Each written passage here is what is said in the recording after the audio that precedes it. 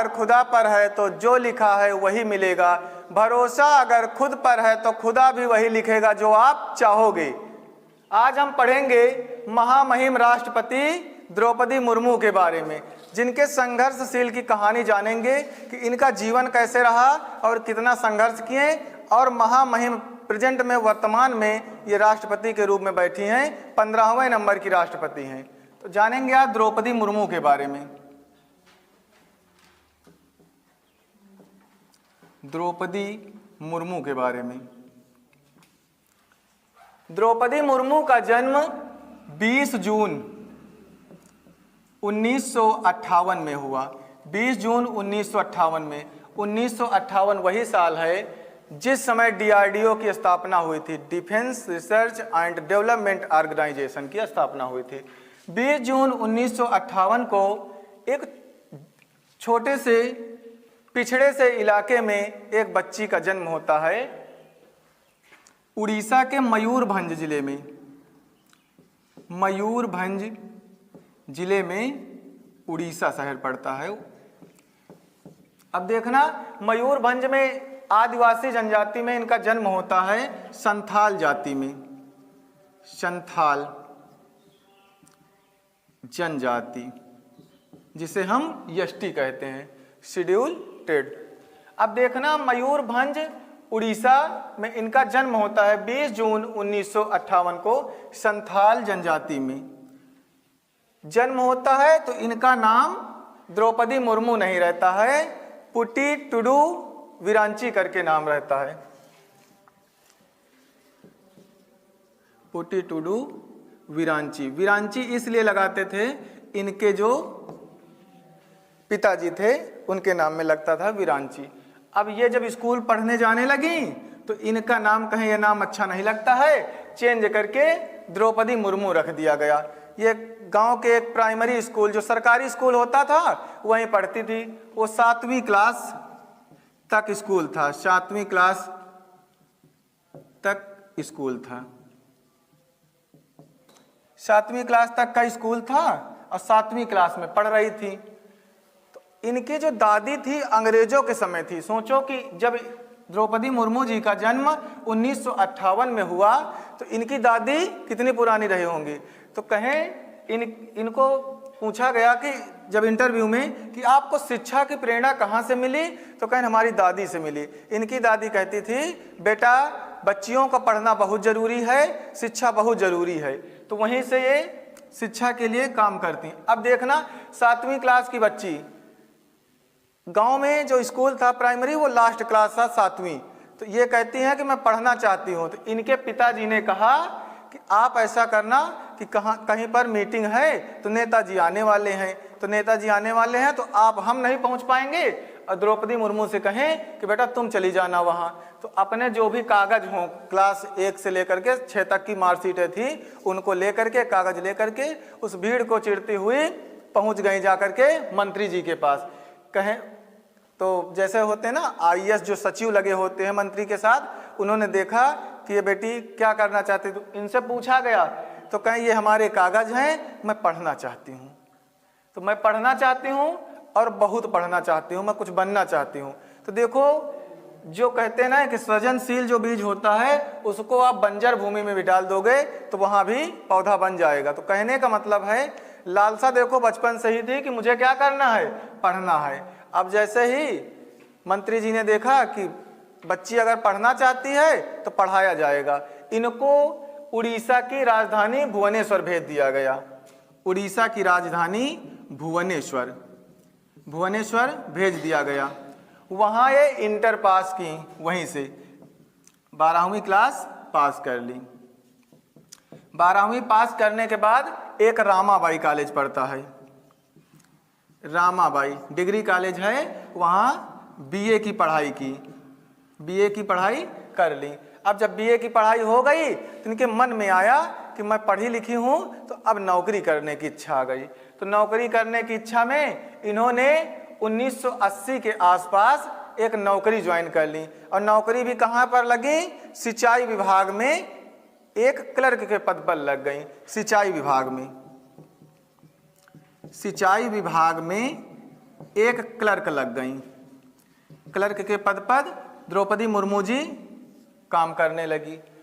कुछ दिन बाद इनकी जब शादी हुई तो बच्चे हुए, तो अब परिवार चलाना दिक्कत होती थी, क्योंकि महिलाओं की जिम्मेदारी होती थी। तो इन्होंने अपनी नौकरी से इस्तीफा दे दिए परिवार के चलते। फिर इनको लगा कि इसलिए मैं नहीं पढ़ी हूँ, और अगर लोग हमको देख करके मोटिवेट होते, पढ़ना चाहते हैं, तो हमारा तो एग्जाम्पल ही कुछ नहीं हुआ। तो इन्होंने क्या किया कि नौकरी तो छोड़ दी, कहें अब मैं प्राइवेट स्कूल ज्वाइन कर लेती हूँ। गांव के एक छोटे से स्कूल था, उसमें ये पढ़ाना स्टार्ट किए। ज्योग्राफी पढ़ाई, उड़िया भाषा पढ़ाई, मतलब इतना इनकी स्किल थी कि जिन बच्चियों को या जिन बच्चों को ये पढ़ा देती थी, उस सब्जेक्ट में डिक्टेंशन आते थे, अच्छी मार्किंग आती थी। कुछ इनके सरस्वती का भी वास रहा और पढ़ाई की स्किल इतनी अच्छी रही कि जो भी बच्चे, अब गार्जियन भी इनको एडमायर करने लगे कि द्रौपदी मुर्मू जी बहुत अच्छा पढ़ाती हैं। धीरे धीरे वो फेमस हो गई। कुछ समय और बीता, उसके बाद इनको बीजेपी की तरफ से सीट मिल गई और नगर पंचायत के चुनाव में भाग ले ली। नगर पंचायत के चुनाव में, और इनको लेकर के जो इनके माता पिता भी इनके और पॉजिटिव सोचते थे कि द्रौपदी जी कुछ ना कुछ अच्छा करेंगी। उसके कुछ दिन बीते तो जैसे ही नगर पंचायत का चुनाव हुआ, ये चुनाव जीत गई। अब चुनाव जीत गई तो काम करना स्टार्ट कर दिए। काम करते करते धीरे धीरे और फेमस हो गई। जो आदमी अच्छा होता है वो कहीं ना कहीं फेमस होता चला जाता है। अब ये जब फेमस होने लगी, कुछ दिन बाद नगर पंचायत की जब सीट से बाहर हुई तो मंत्री पद पर भी कार्य किए। मंत्री पद पर कार्य किए, जिन पद को इनको दिया गया, जो पद भी दिया गया, इन्होंने कहा मेरी नैतिक जिम्मेदारी बनती है, मैं उस पद का निर्वहन अच्छे से करूंगा। उस पद को संभालती रही। कुछ और समय बीतता गया। फिर जैसे मंत्री हो जाते हैं तो गाँव में, समाज में कहीं मीटिंग होती है, लोगों की मदद करना स्टार्ट कर दिए। और कुछ समय बीतता गया और जैसे ही पूरा समय बीत गया तो इन्होंने सोचा कि और कुछ अच्छा किया जाए देश के लिए, समाज के लिए। 2009 का साल आता है। अब देखना इनके जीवन में, जैसे आप लोग कहते हो ना कि हमारे जीवन में मेरे माता पिता गरीब हैं, मैं पढ़ नहीं पाता हूँ, मेरे यहाँ काम है, इनसे सीखना कि क्या काम है। अब देखना 2009 का साल आता है। 2009 का साल आता है। इनके बड़े लड़का जो था, 25 वर्ष का लड़का था, उनकी मृत्यु हो गई। 25 साल का। देखो व्यक्ति कितना भी महान हो, चाहे वो पद राष्ट्रपति पर बैठा हो और चाहे जितना अमीर हो, लेकिन सबसे बड़ी उसकी प्रॉपर्टी क्या होती है? उनके बच्चे होते हैं। तो 25 साल का बच्चा था, एक्सपायर हो गया। रात देर में निमंत्रण वगैरह खा करके कहीं से आए, सोए तो सुबह उठे नहीं। उसके बाद जैसे ही मतलब लगा कि बीमार ज़्यादा है, लेकर के हॉस्पिटल गए, डॉक्टर ने बता दिया कि इनकी मृत्यु हो चुकी है। फिर कुछ समय और बीता। अब देखो, एक तो नगर पंचायत में काम कर चुकी, मंत्री पद पर भी काम कर चुकी, अब उसके बाद एकदम खाली फ्री समय घर पे चली आई थी। अब देखो कुछ समय बीता, 2009 आया तो 25 साल का एक लड़का एक्सपायर हो गया। अब कुछ दिन और बीते, 2013 आया। 2013 इनका एक लड़का हो गया था 28 साल का, दूसरा लड़का जो था 28 वर्ष का, दूसरा लड़का, इनकी भी मृत्यु हो गई। अब जिनके दो जवान बेटे हों, दोनों एक्सपायर हो जाएं, ये जो दूसरा वाला लड़का है ये रोड एक्सीडेंट में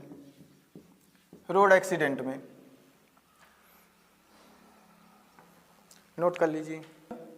अब पहला लड़का 25 साल का, मृत्यु हो गई। दूसरा लड़का 2013 में। अब 2009 में पहला लड़का जो 25 वर्ष का था, उसके बाद 2013 का साल आया तो दूसरा लड़का जो था 28 वर्ष का, रोड एक्सीडेंट में इनकी मृत्यु हो गई, पहले वाला बीमार। अब 2013 के बाद द्रौपदी मुर्मू और इनके जो पति थे, हस्बैंड, अब दोनों लोग क्या किए कि डिप्रेशन में जाने लगे। भाई जिनके दो बच्चे हों और दोनों की मृत्यु हो जाए, एकदम जवान बच्चे, दोनों लोग डिप्रेशन में जाने लगे। और 2014 का साल आया, अगला साल 2014, द्रौपदी मुर्मू के पति जो थे इनकी मृत्यु हो गई। 2014 में इनके पति की मृत्यु हो गई। अब इनको लगा द्रौपदी जी को कि शायद चीजें हमारे अकॉर्डिंग नहीं चल रही, तो द्रौपदी मुर्मू जी ने योग अध्यात्म को रास्ता अपना लिया, आप अपने आप को शांत करना कि कैसे करके। उसके बाद 2014 के ही साल में इनकी माता जी का देहांत हो गया, 2014 में। अब देखना, अब लोग कहते हैं ना कि हमारे पास समस्या है, हम काम नहीं कर पाते हैं, सीखिए ना। 2009 में एक लड़का एक्सपायर हुआ, जो 28 साल का दूसरा बड़ा वाला लड़का 2013 में एक्सपायर हो गया। 2014 में इनके पति की मृत्यु हो गई और इनकी माता जी की मृत्यु हो गई, ये डिप्रेशन में जाने लगी। इनके द्रौपदी मुर्मू जी की एक बेटी है, इतिश्री मुर्मू, इतिश्री मुर्मू इनकी बेटी है, जो कि बैंक में काम करती हैं, बैंक में। अब बैंक में इनके पति भी बैंक में करते थे और ये भी इतिश्री मुर्मू भी बैंक में काम करती थी। अब देखना कि इतने अभावों से ग्रसित है पूरा परिवार, जिसने सब कुछ खो करके, इनके जो इंटरव्यू आप सुनेंगे तो इनके परिवार वालों ने कहा था कि शायद मुझे लगा कि द्रौपदी अब दोबारा उभर नहीं पाएंगी, लेकिन कहते हैं ना कि जज्बा और जुनून जो होता है इंसान को महान बना ही देता है। कुछ समय और बीता, 2015 का साल आया, 2015 का। जैसे ही 2015 का वर्ष आया तो झारखंड की राज्यपाल बन गई, झारखंड की राज्यपाल। राज्यपाल पद पर इन्होंने काम किए 6 वर्ष तक, 6 वर्ष तक।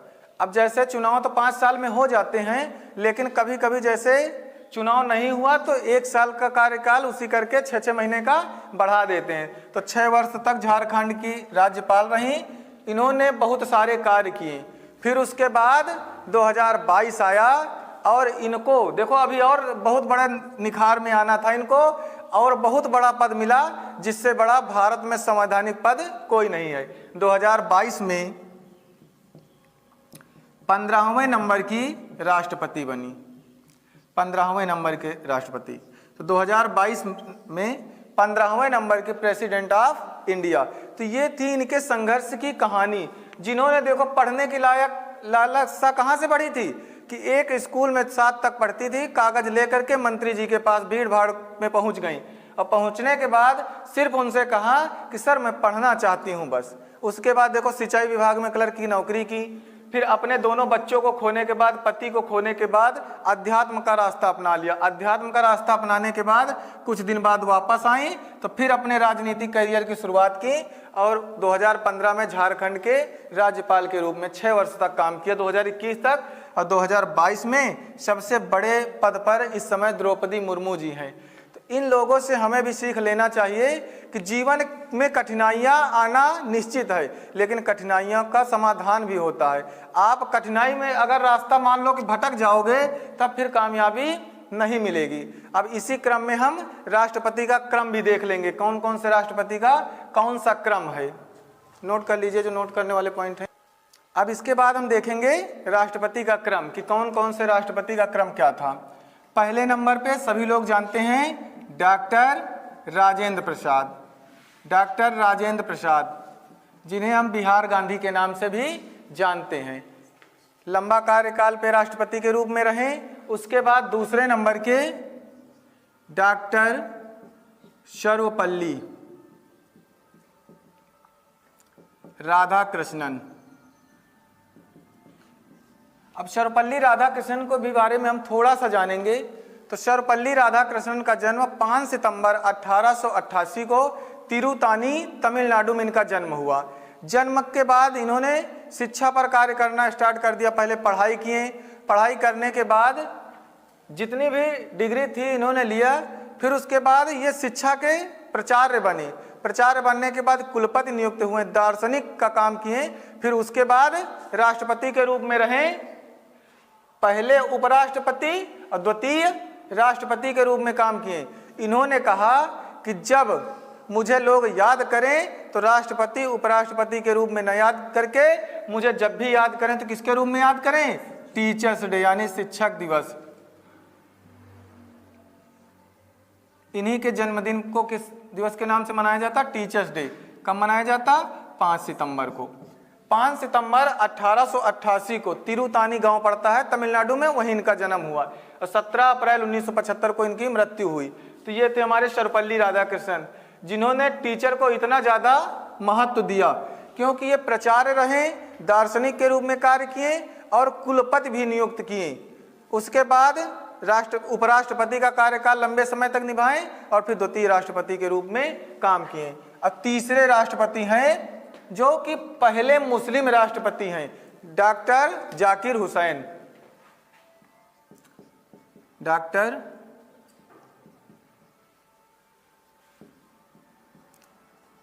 जाकिर हुसैन ये अपने कार्यकाल में एक्सपायर होने वाले भी पहले राष्ट्रपति हैं, जो कार्यकाल के दौरान ही इनकी मृत्यु हो गई। अब पहले मुस्लिम राष्ट्रपति भी हैं, प्रथम मुस्लिम राष्ट्रपति। अब चौथे नंबर पे वीवी गिरी जी आते हैं। वीवी गिरी, वेंकट वराह गिरी 5वें नंबर पर आते हैं। देखना कि इनका क्रम क्या है, डॉक्टर राजेंद्र प्रसाद, फिर डॉक्टर सर्वपल्ली राधाकृष्णन, डॉक्टर जाकिर हुसैन, वीवी गिरी। अब इसके बाद आएंगे अगले मुस्लिम राष्ट्रपति फखरुद्दीन अली अहमद।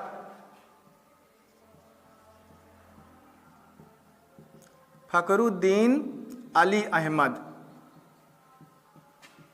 ये भी अपने कार्यकाल के दौरान ही एक्सपायर होने वाले द्वितीय राष्ट्रपति हैं, फखरुद्दीन अली अहमद। फिर 6वें नंबर पर आते हैं नीलम संजीव रेड्डी। नीलम संजीव रेड्डी। अब इनका भी एक रिकॉर्ड बना था अभी तक, क्या थे, सबसे यंगेस्ट थे, 64 वर्ष और 2 माह सबसे युवा राष्ट्रपति थे। और इनका जो शपथ ली गई थी 25 जुलाई को। तभी से पहली चीज कि सबसे यंगेस्ट थे, दूसरे कि ये निर्विरोध चुने गए थे, निर्विरोध। अब निर्विरोध चुने गए नीलम संजीव रेड्डी, तो इनको सब लोगों ने अपना आइडियल माना कि सबसे यंगेस्ट हैं और निर्विरोध चुने गए हैं, इनका विरोध नहीं हुआ। तो ये यंगेस्ट भी थे, इसलिए इनका 25 जुलाई को इनकी शपथ हुई थी। तो सब लोगों ने अपना आइडियल इनको माना और उसी दिन से राष्ट्रपति जब शपथ लेता है तो कब, 25 जुलाई को।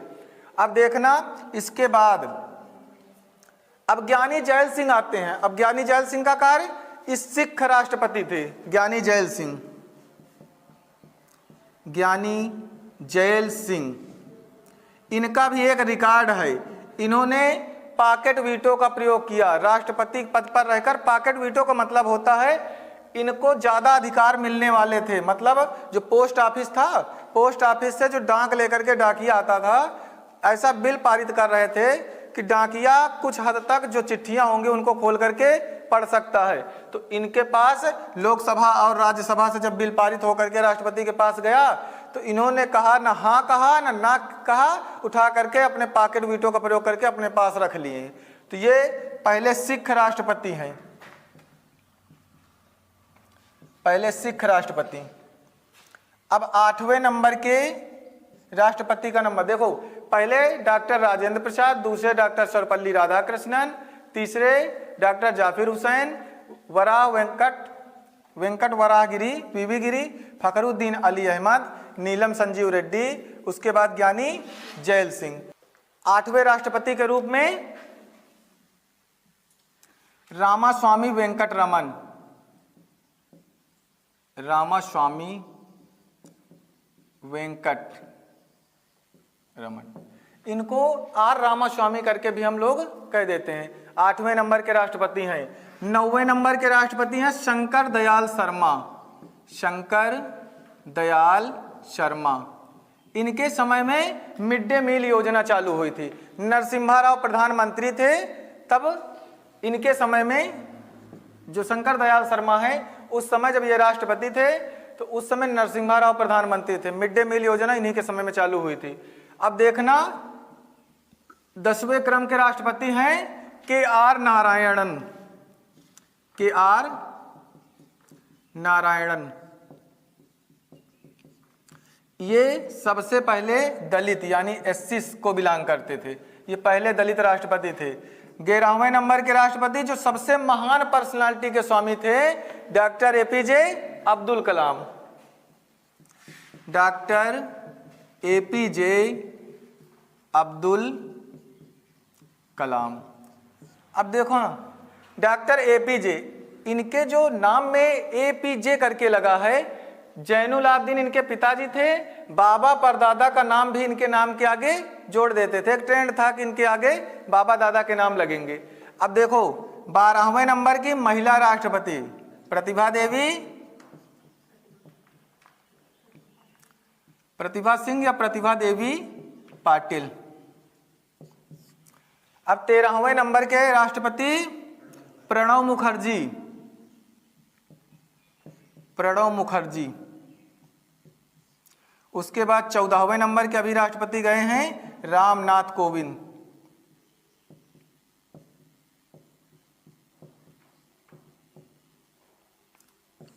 और 15वें नंबर के तो पता ही है, जो इस समय प्रेजेंट में महामहिम के रूप में कौन है, आदिवासी जनजाति की द्रौपदी मुर्मू जी। द्रौपदी मुर्मू। अब देखो द्रौपदी मुर्मू के 2 रिकॉर्ड हैं। पहली चीज, इन्होंने नीलम संजीव रेड्डी का रिकॉर्ड तोड़ा। इन्होंने 64 साल 1 महीना यानी 64 वर्ष 1 माह के रूप में, उनका कितना था 64 वर्ष 2 माह, एक ये रिकॉर्ड हो गया। सबसे दूसरी चीज ये है इनके कि आदिवासी जाति से हैं, आदिवासी जनजाति से हैं। और तीसरा इनका एक रिकॉर्ड और है द्रौपदी मुर्मू जी का, आजादी के बाद जन्मी पहली महिला राष्ट्रपति हैं। 1958 में जन्म हुआ था ना, तो आजादी के बाद जन्मी सबसे पहली महिला राष्ट्रपति। तो एक तो सबसे यंगेस्ट हैं, दूसरे आदिवासी जनजाति से हैं, उसके बाद आजादी के बाद जन्मी पहली महिला राष्ट्रपति हैं।